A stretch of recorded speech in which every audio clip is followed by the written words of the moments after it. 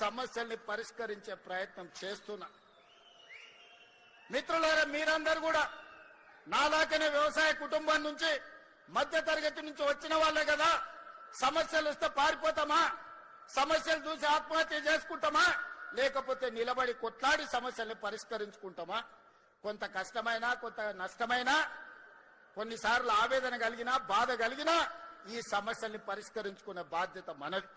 అందుకే ఈనాడు మీ సోదరుడిగా మీరు అండగా నిలబడ్డారు. మీరు ఇచ్చిన ధైర్యంతో ఫామ్ హౌస్ లో వండుకున్న కేడీతోనైనా ఢిల్లీలో ఉండే మోడీతోనైనా కొట్లాడడానికి ధైర్యంగా ముందు నిలబడతా. ఎవరినైనా మెడలు వంచుతా. కిషన్ రెడ్డి బండి సంజయ్ గారు తమాషలు చేస్తున్నారు. శాతనైతే శాత కాకపోతే దీపో అని. అల్లా తప్పగా రాలే బండి సంజయ్ కిషన్ రెడ్డి గారు. తొక్కుకుంటూ వచ్చినాం. కార్యకర్తలు కష్టపడుతూ వచ్చినాం. కార్యకర్తలు ప్రజలు కోరుకుంటే వచ్చినాం. 12 ఏళ్ళైంది మీ మోడీ. మేము పండించిన పంట కొనడా? ఫస్ట్ మోడీని గద్దె దిగమను. రాహుల్ గాంధీని ప్రధానమంత్రిని చేసి తెలంగాణలో పండించిన ప్రతి గింజ కేంద్ర ప్రభుత్వంతో నేను కొనిపిస్తా. పాలమూరు రంగారెడ్డి ఎత్తిపోతల పథకాన్ని జాతీయ ప్రాజెక్టు చేపిస్తా. మెట్రో విస్తరణకు నిధులు తీసుకొస్తా. రీజనల్ రింగ్ రోడ్డుకు అవసరమైన నిధులు తీసుకొస్తా. అంతర్జాతీయ స్థాయిలో మా తెలంగాణను అభివృద్ధి చేస్తాం. మీకే మాటలు వచ్చనుకుంటున్నాం. మాకు మాటలతో పాటు చేతలు కూడా వచ్చు. కిషన్ రెడ్డి గారు 15 తారీఖు తర్వాత వడ్ల సేకరణ 75 లక్షల మెట్రిక్ టన్నులు అయిపోతాయి. ఆ తర్వాత నీ సంగతి చెప్తా. ఎట్లా కొనదో కేంద్ర ప్రభుత్వం. మొక్కలు ఎట్లా కొనరో, జొన్నలు ఎట్లా కొనరో, పొద్దు తిరుగుడు ఇత్తులు ఎట్లా కొనరో, మెట్రో రైలుకి ఎందుకు పైసలు ఇయ్యరో, రీజనల్ రింగ్ రోడ్డుకు ఎందుకు అనుమతి ఇవ్వరో, వరంగల్ ఎయిర్పోర్ట్ ఎట్లా రాదో, ఆదిలాబాద్ ఎయిర్పోర్ట్ ఎట్లా నిర్మించారో నీ సంగతి చెప్తా. పొలిమేర్లు కూడా దాటో కిషన్ రెడ్డి నువ్వు అనుకుంటున్నావేమో.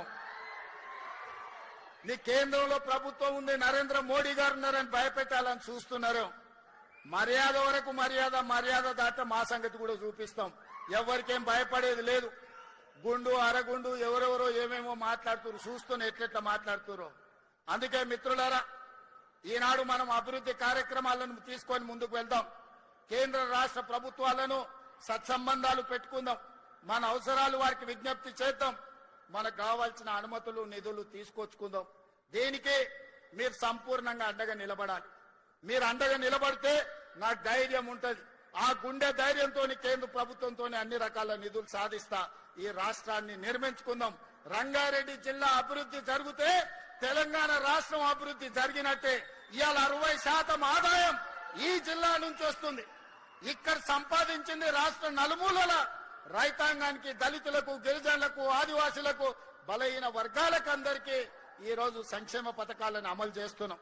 అందుకే మిత్రులారా, ఇంత ఆలస్యమైన మంచి కార్యక్రమాన్ని ఏర్పాటు చేసి రైతులు వివిధ జిల్లాలలో రైతు వేదికల దగ్గర లక్షలాది మంది రైతులు ఈ రోజు ఇక్కడ ఏం జరుగుతుందో చూస్తున్నారు. రాష్ట్ర నలుమూలలు ఉండే రైతాంగానికి నేను విజ్ఞప్తి చేస్తున్నా.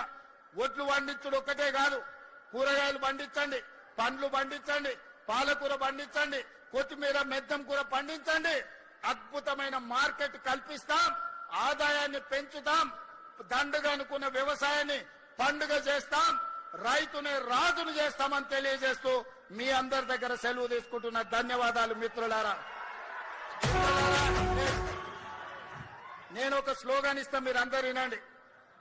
ఔర్ ఎక్ బార్ నేనంటే కాంగ్రెస్ సర్కార్ అని మీరు అనాలి. నేను కాంగ్రెస్ సర్కార్ అంటే ఔర్ ఎక్ బార్ అని మీరు అనాలి. రెడీనా? రెడీనా? రెడీనా? రెడీనా? రెడీ అన్న వాళ్ళందరూ చేయి పైకెత్తండి.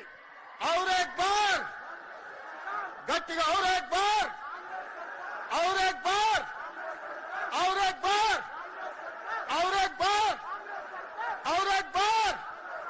కాంగ్రెస్ సర్కార్, కాంగ్రెస్ సర్కార్, కాంగ్రెస్ సర్కార్. ధన్యవాదాలు సోదరులారా.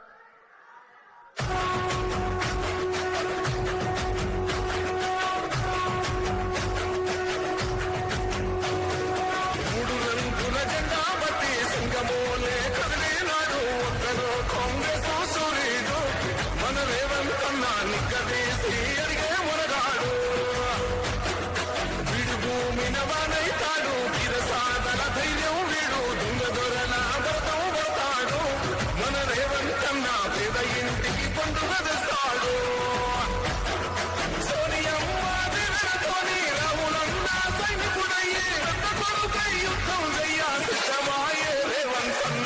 మూడు రంగుల జెండా పట్టి సింగమోలే కదిలినాడు. ఒక్కరో కాంగ్రెస్ సూర్యుడు మన రేవంతన్న నిక్కడేసి అడిగే మొదలాడు.